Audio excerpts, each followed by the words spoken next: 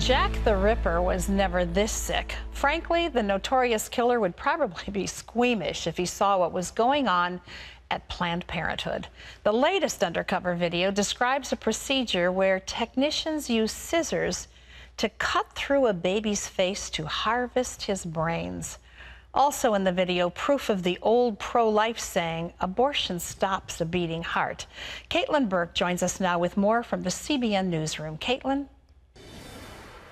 The Center for Medical Progress just released its 7th undercover video.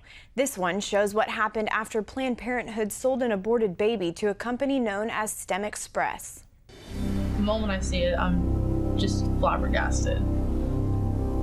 This is the most gestated fetus and closest thing to a baby I've seen. And she's like, okay, I want to show you something. So she has one of her instruments and she just taps the heart and it starts beating. And I'm sitting here and I'm looking at this fetus and its heart is beating. And I don't know what to think. State and federal law requires that the same treatment be given to a baby born alive after an abortion as to a baby delivered normally.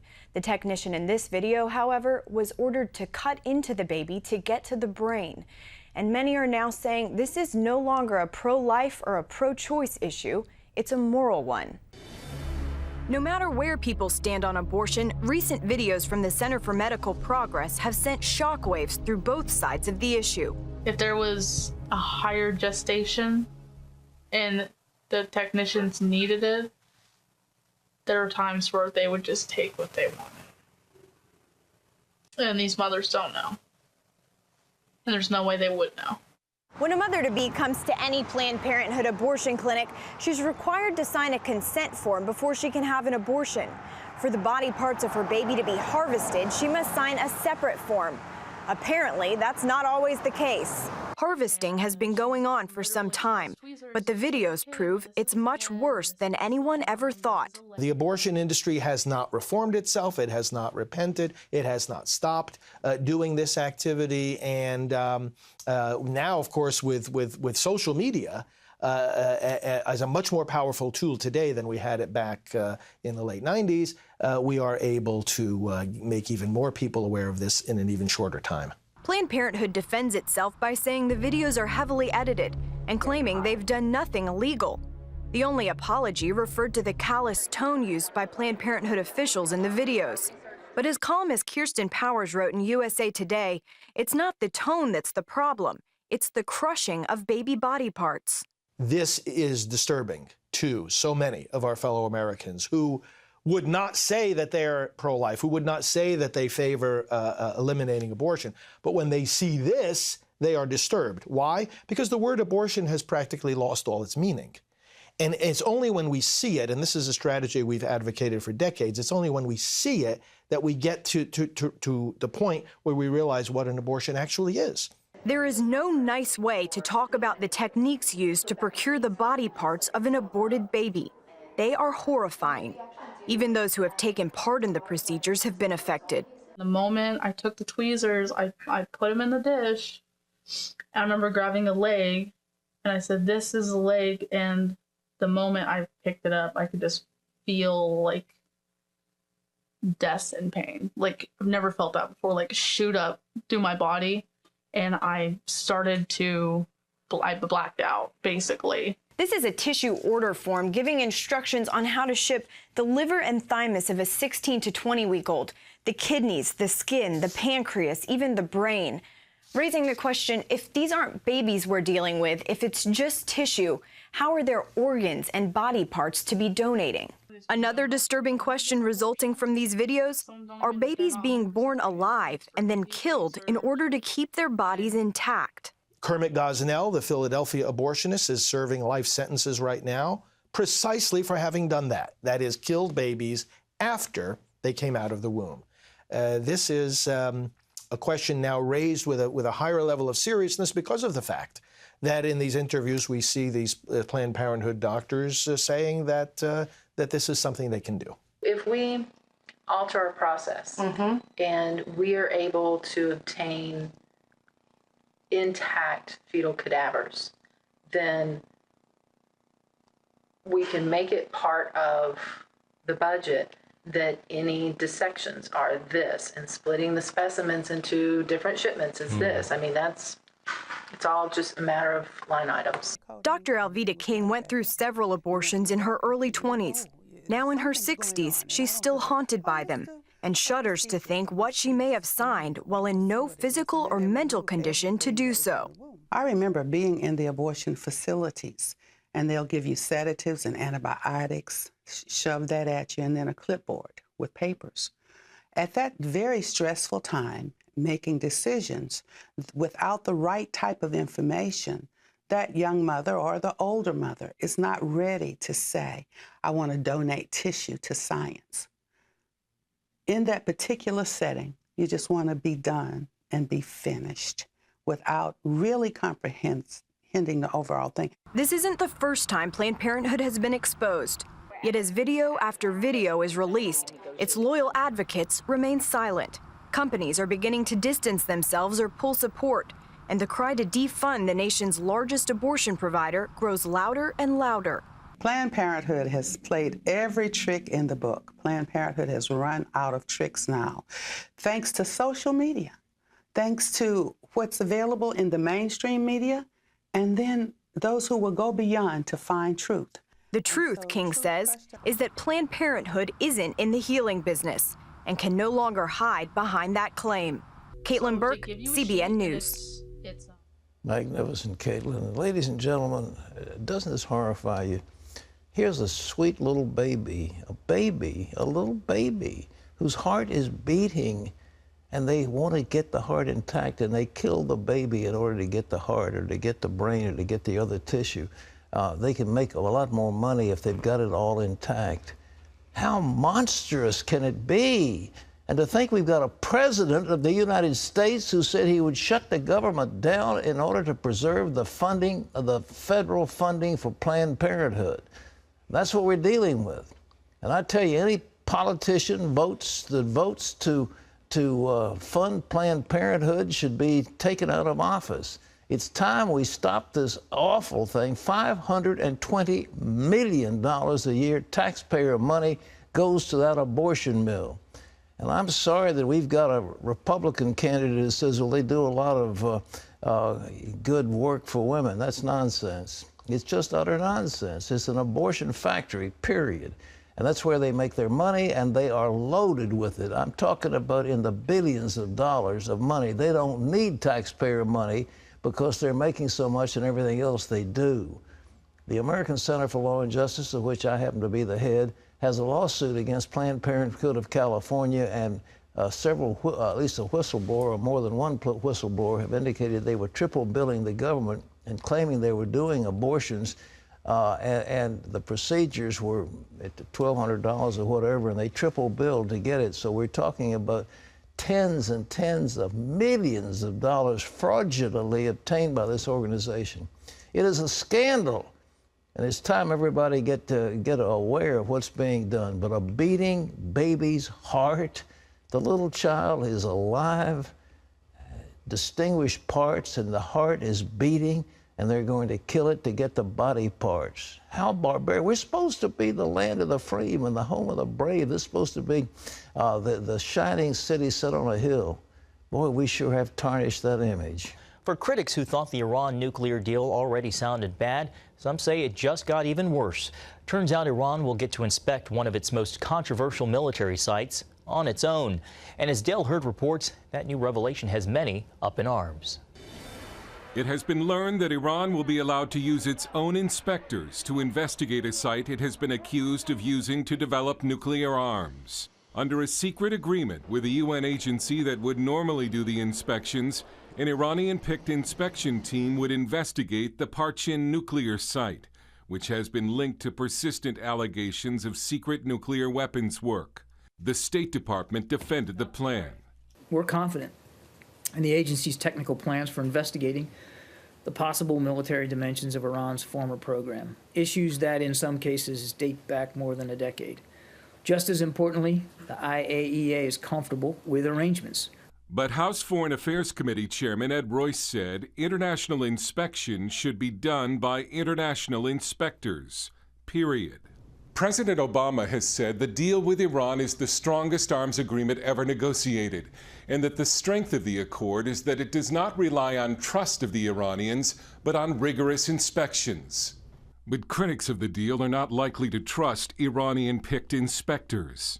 In Israel, Republican presidential candidate Mike Huckabee said the deal represents a clear and present danger to Israel and the United States. The Iranians have made it very clear for 36 years that their intention is not only to wipe Israel off the face of the map, their words, but also to bring death to America. And this new revelation can only increase opposition to the deal with Iran.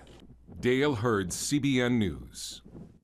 Pat, as Dale just pointed out, I can't imagine how this is going to help garner any support. Listen, you have to be brain dead to vote for that thing. Absolutely brain dead. And if Democrats line up to support it in favor of the president, they have just surrendered their freedom as representatives of this great nation. You just wonder, why do we even bother to do a deal? Just to send a letter over to the Ayatollahs, go ahead, build all the bombs you want, we're not going to stand in your way, because that's what it amounts to. This is just a ruse to give them all these billions of dollars of sequestered funds and support terrorism, and we won't touch you. But this deal says the United States will prohibit anybody from hurting the Iranians along the way, so we would be standing against Israel's potential involvement. The whole thing just stinks to high heaven. But, you know, you wonder, it's Washington, it's what they're doing. Why don't we turn this nation loose to people who make these foolish decisions? John. Pat, Donald Trump is doubling down on his controversial immigration policy. He wants to revoke the citizenship of American-born children of undocumented immigrants, a right guaranteed by the 14th Amendment. He also plans to kick all 11 million undocumented immigrants out of the country. In a campaign stop in New Hampshire, he talked about building what he calls a beautiful wall. I will build the greatest wall that you've ever seen. I want it to be so beautiful, because maybe someday they're going to call it the Trump wall, maybe. So I have to make sure it's beautiful, right? I'll be very proud of that wall. Up the road at another event in New Hampshire, Jeb Bush took a few swipes at Trump, calling into question whether he's a true conservative. Mr. Trump doesn't have a proven conservative record. He was a Democrat longer in the last decade than he was a Republican. He's given more money to Democrats than he's given to Republicans. Even on immigration, where it's, you know, look, it's the language is pretty vitriolic for sure. But hundreds of billions of dollars of cost to implement his plans is not a conservative plan. On the Democrat side, Hillary Clinton can't seem to shake the growing scandal involving her emails while she was Secretary of State. Clinton's attorney now has told a Senate committee the emails and all data on her computer server were erased before it was turned over to federal authorities. This comes just days after Clinton told reporters she wasn't aware if information had been removed. Federal investigators are now examining the server to determine if classified material from her emails was secure. Meanwhile, TheHill.com reports more missing material. The State Department says BlackBerries belonging to Clinton's top aides have either been sold off or destroyed. Pat? I was thinking it's deja vu all over again. Do you want to go back to Whitewater? Do you want to go back to the various murders that took place? You want to go back to Monica Lewinsky? You want to go back to Jennifer Flowers? You want to go back to the continuous Clinton sideshow that went on during his governorship and later on his presidency? You know, there were hidden memos and who took care of the White House logs and who was monitoring this and who did the other, and Webb Hubble did something else. And you just ask yourself, do we want the sideshow going on in our country again? And I think the voters are going to say no. But right now we've got the sideshow with all these emails. I mean, like, who cares? We have a deficit, ladies and gentlemen, of almost $18 trillion. We are facing an incredible threat from ISIS, from China, from the Soviet Union, from other forces.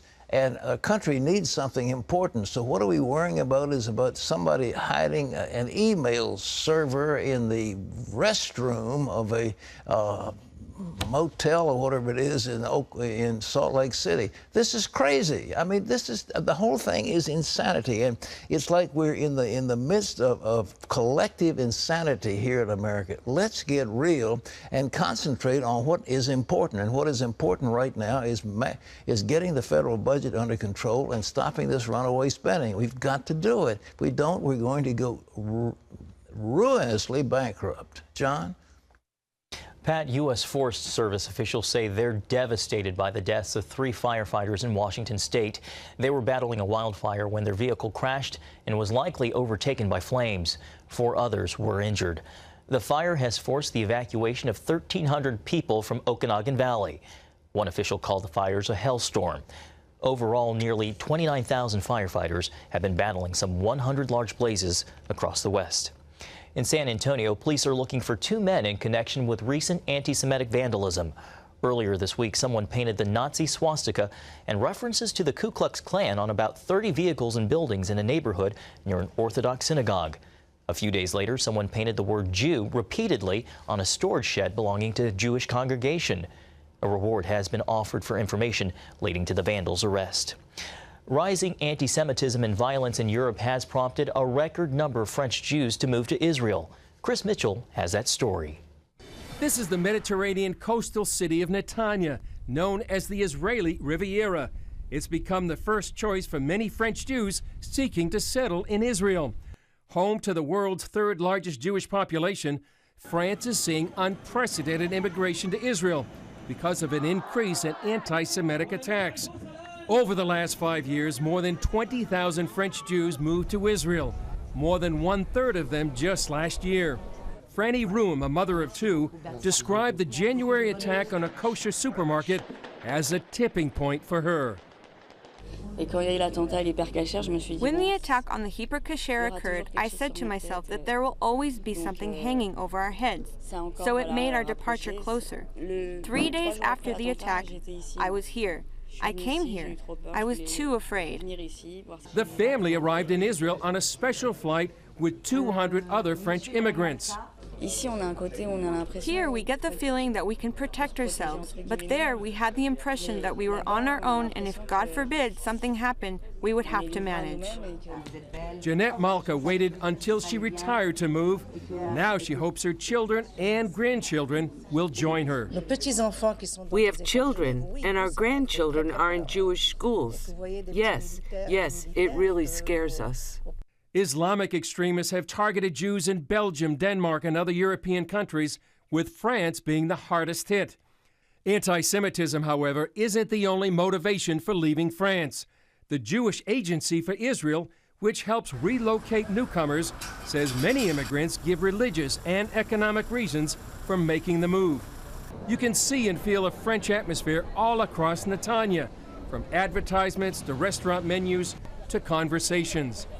Frido Pachter is head of Netanya's French absorption project. It is important for an Oleh Chadash, for a new immigrant, to arrive in a city where there is an integration program. And for this purpose, the Ministry of Absorption and the municipalities are putting lots of resources in place. And more resources will be needed, as Israel will likely take in some 35,000 immigrants this year alone. Many see these signs as the fulfillment of God's promise to bring the Jewish people from the 4 corners of the earth and resettle them in their homeland. Chris Mitchell, CBN News.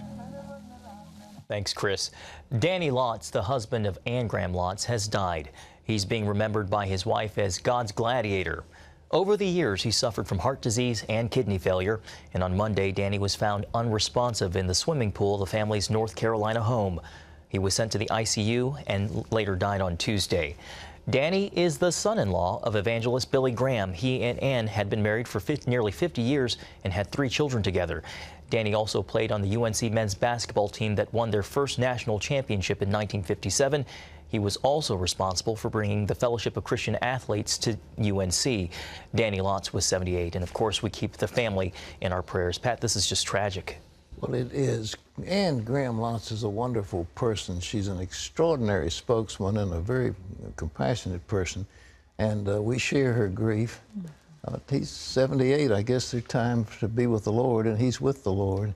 But I know she's, so our prayers are with Ann and her family.